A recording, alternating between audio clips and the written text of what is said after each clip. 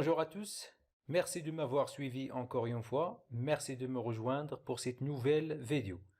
Alors j'espère que tout le monde va bien. Dans cette capsule, je vais essayer de corriger le contrôle surveillé numéro 1 pour la partie de la physique, toujours destiné aux étudiants de la troisième année parcours international.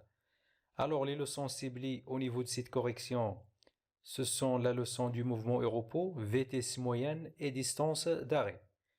Pour la deuxième leçon, nous avons uniquement ciblé la partie des actions mécaniques. Alors commençons cette correction par l'exercice 1 qui est noté sur 8 points dans le cadre de la restitution et application de connaissances. Alors la question c'est de compléter les phrases suivantes. On a ici 1, 2, 3, 4 phrases, on va remplir les vides. Alors la première affirmation c'est le mouvement et le repos sont deux notions, un vide ici, car ils dépendent du, un autre vide. Alors on va remplir les vides par les mots suivants. Le mouvement et le repos sont deux notions relatifs, car ils dépendent du référentiel. C'est-à-dire, الحركة والسكون هما مفهومان نسبيان relatifs, car ils dépendent du référentiel, لأنهما يتعلقان بالجسم المرجعي. Alors il faut toujours choisir une référence pour étudier le mouvement et le repos d'un objet. 2. Dans un mouvement de quoi, chacun des vecteurs de l'objet garde le même quoi. Alors, dans un mouvement de translation, parce que nous avons déjà vu deux types de mouvements, translation et rotation.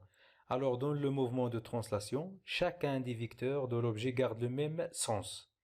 إذا خلال حركة الإزاحة كل متجهة من الجسم تحافظ على نفس المنحى خلال هذه الحركة.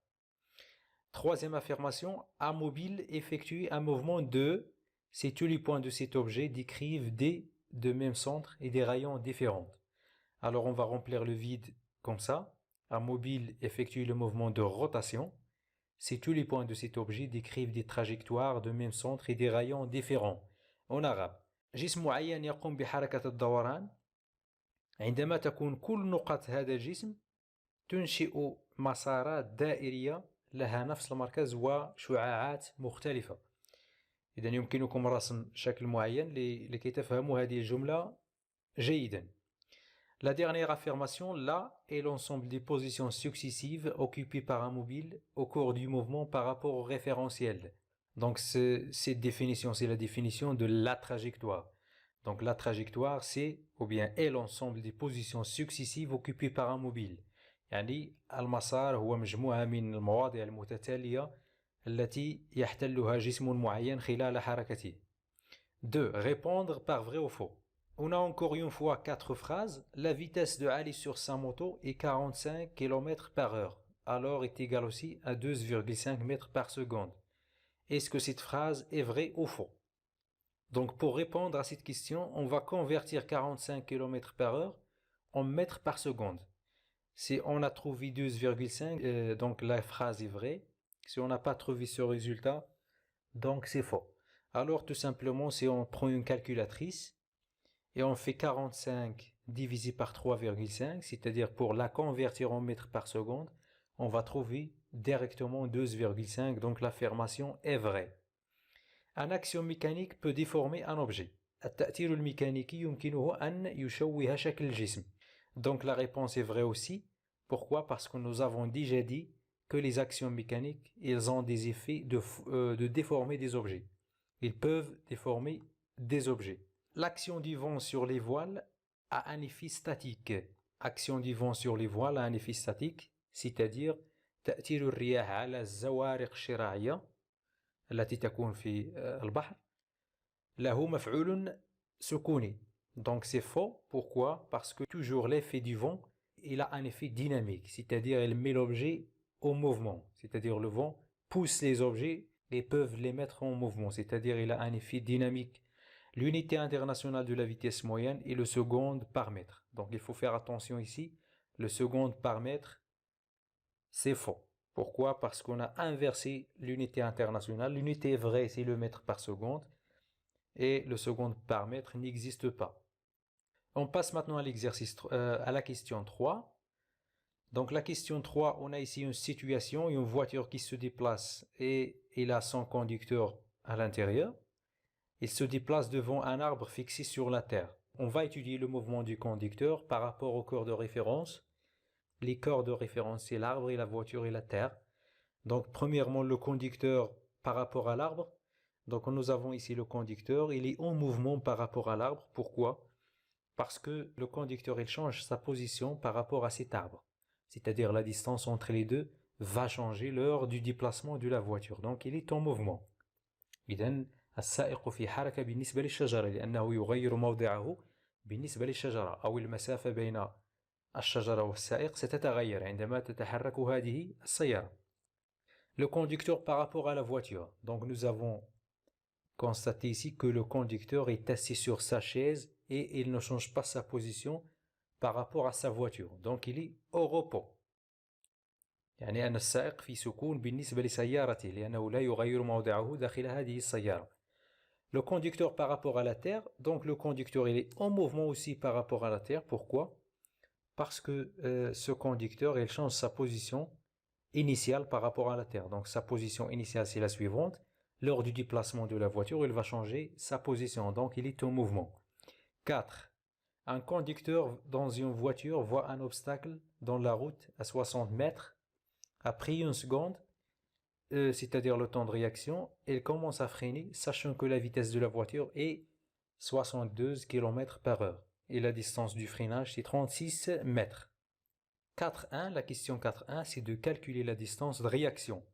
Alors pour calculer la distance de réaction, nous avons une relation qui exprime la distance de réaction en fonction de la vitesse moyenne et le temps de réaction. Donc on a dr égale à Vm fois tr, c'est-à-dire distance de réaction égale à la vitesse moyenne multipliée par le temps de réaction.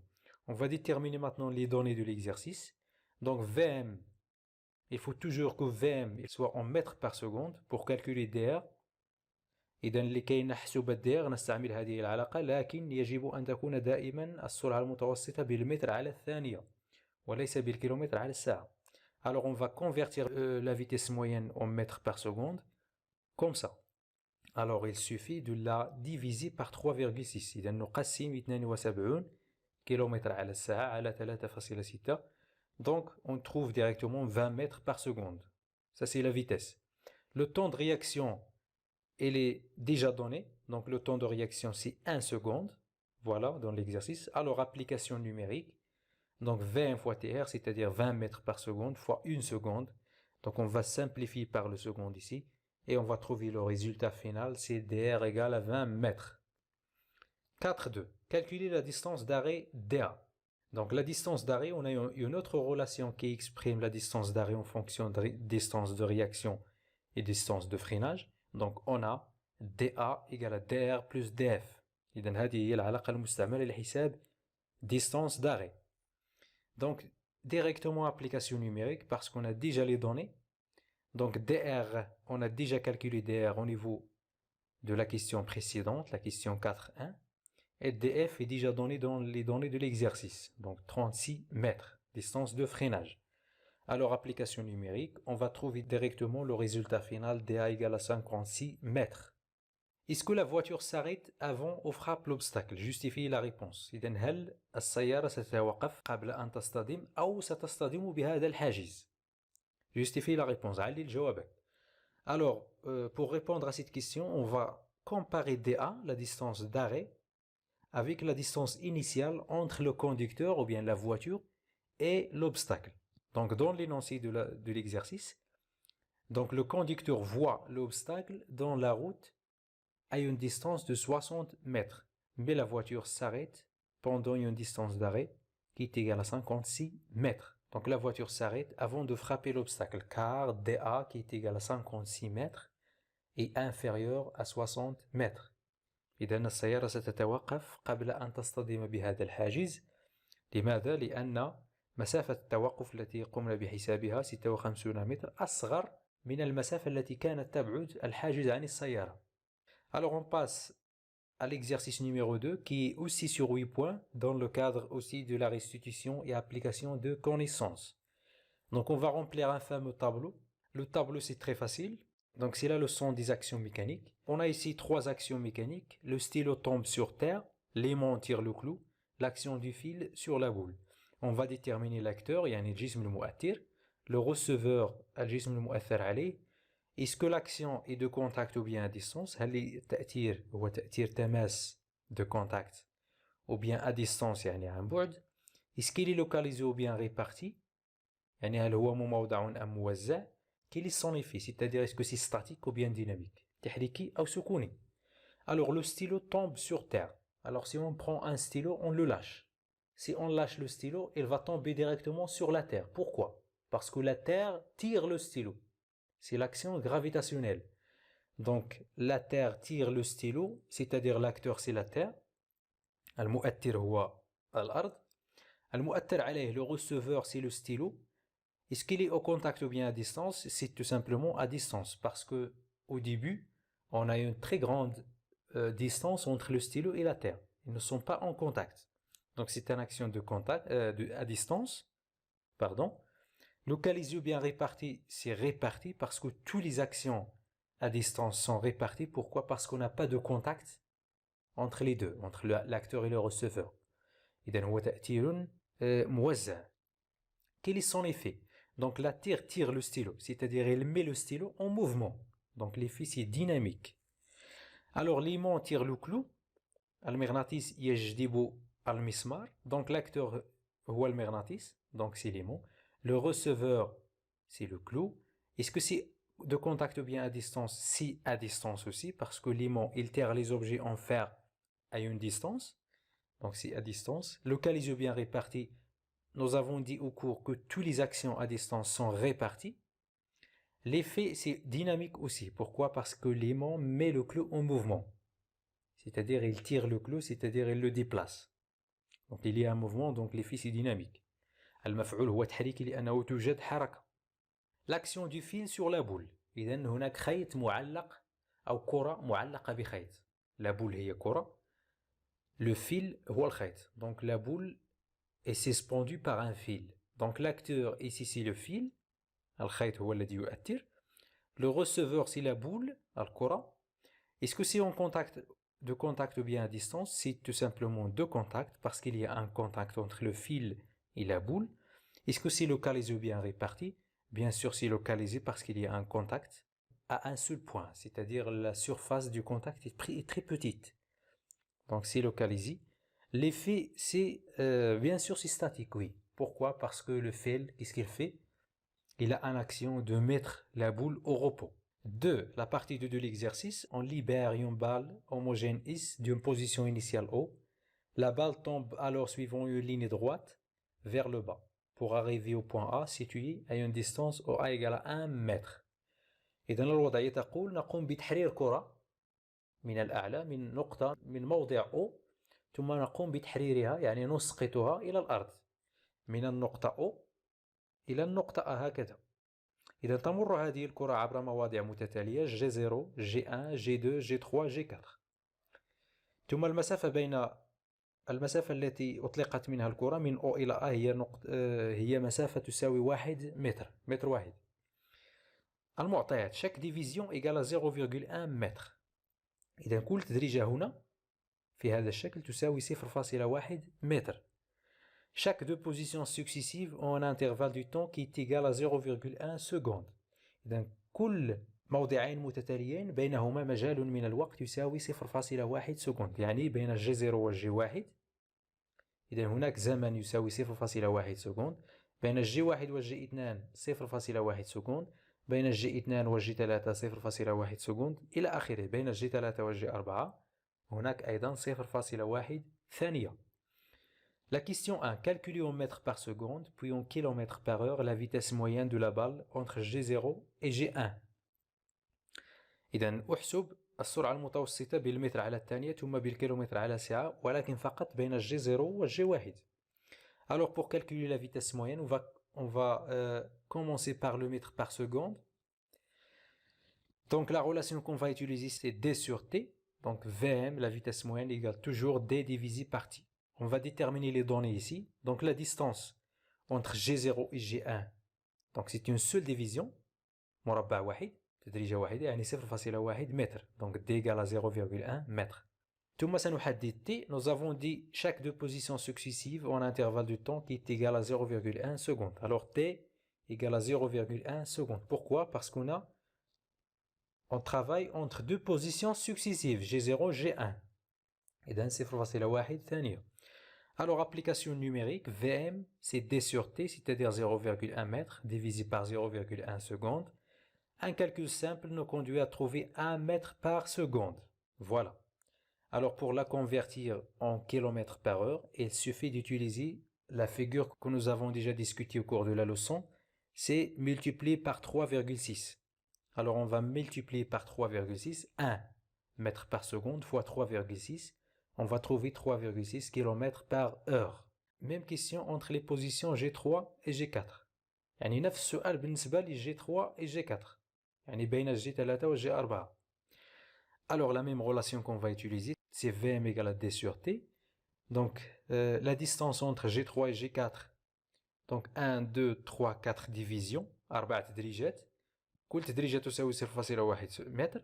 Alors, D égale à 4 fois 0,1 mètre. Donc, c'est 0,4 mètres.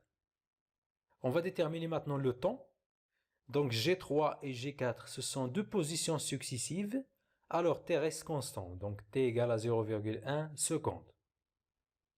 Un calcul simple nous conduit à trouver 4 mètres par seconde. Application numérique. Donc, pour la convertir en kilomètres par heure, il suffit de la multiplier par 3,6. Et on va trouver le résultat final, c'est 14,4 km par heure. 3. On déduire la nature du mouvement de la balle. Alors, nous avons vu 3 natures de mouvement, soit uniforme, soit accéléré, soit retardé. Alors, pour déterminer ça, on se base sur la figure. يعني نركز على الشكل، ننظر إلى الشكل أو إلى السرعة المتوسطة. Alors ici, la vitesse entre G0 et G1, c'est 3,6 km par heure. Et entre G3 et G4, c'est 14,4 km par heure. Alors nous avons constaté que la vitesse augmente au cours du temps. C'est-à-dire le mouvement est accéléré. Pourquoi? Parce que la vitesse augmente. Ou bien, si tout simplement on va justifier par le schéma, on déduit ici que les distances augmentent au cours du temps, dans un intervalle du temps.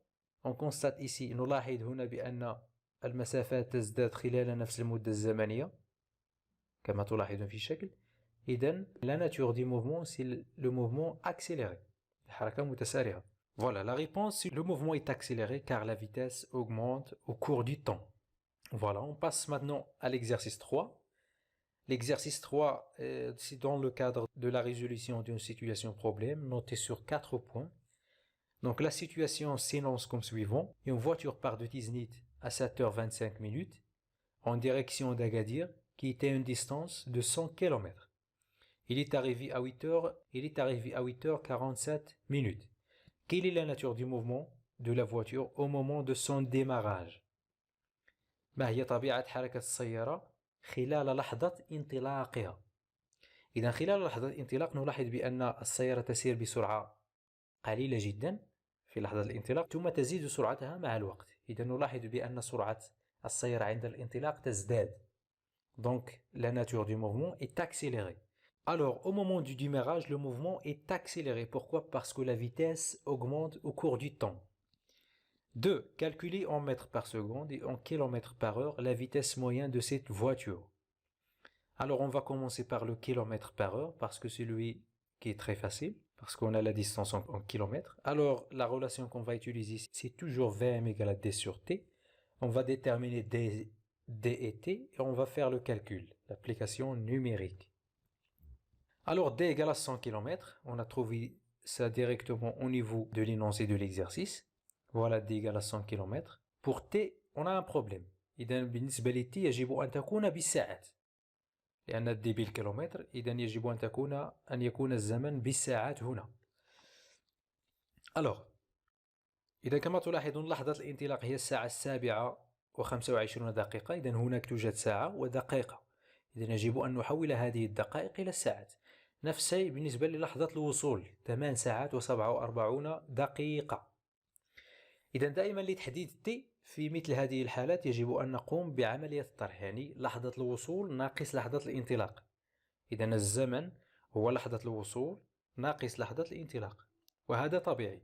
إذا سنعطي مثلا خرجت من المنزل على الساعة 10 صباحا ووصلت إلى المدرسة على الساعة 12. مثلا استغرقت زمنا قدره ساعتان. كيف حصلت على هذه الساعتان؟ قمت بعملية الطرح، يعني 12 ناقص 10، 12 ناقص 10 تساوي 2. نفس الشيء هنا، خرجت السيارة من الساعة 7:25 ووصلت على الساعة 8:47. إذا لتحديد t نقوم بهذه العملية. t égale 8 heures plus 47 divisé par 60. لماذا مقسوم على 60؟ لتحويل 47 دقيقة إلى الساعات، ناقص لحظات الانطلاق هي الساعة 7 زائد 25 على 60. Alors si on fait le calcul, on va trouver que t égale à 1,36 heures. إذن هذه هي المدة المستغرقة. إذن لدينا الآن d و t, donc on va tout simplement faire l'application numérique. Donc v égale à d sur t, c'est-à-dire 100 km divisé par 1,36 heures, alors automatiquement égale 73,52 km par heure. On va la convertir en mètres par seconde, soit en divisant par 3,6. Alors on va la diviser par 3,6, on va trouver 20,42 mètres par seconde. La question 3. Sachant que la vitesse maximale autorisée sur la route, c'est 120 km par heure. Est-ce que le conducteur de la voiture a respecté le code de la route? Justifiez votre réponse. إذن هل احترم السائق السرعة المسموح بها على الطريق، علما أن السرعة المسموح بها هي 120 كم على الساعة؟ إذن سنقارن 120 كم على الساعة مع 73.52 كم على الساعة، لأن لديهما نفس الوحدات. لن نقارن مثلا 120 مع 20، لا يمكن، لأن الوحدات ليست متساوية. Alors, on va dire que oui, le conducteur a respecté le code de la route car 73,52 km par heure inférieur à 120 km par heure. إذن احترم السائق السرعة المسموح بها لأن سرعته هي 73.52 كم على الساعة، وهي أصغر من السرعة المسموح بها على الطريق التي تساوي 120 km par heure. Alors c'est la fin de la correction. Merci de m'avoir suivi et à très bientôt.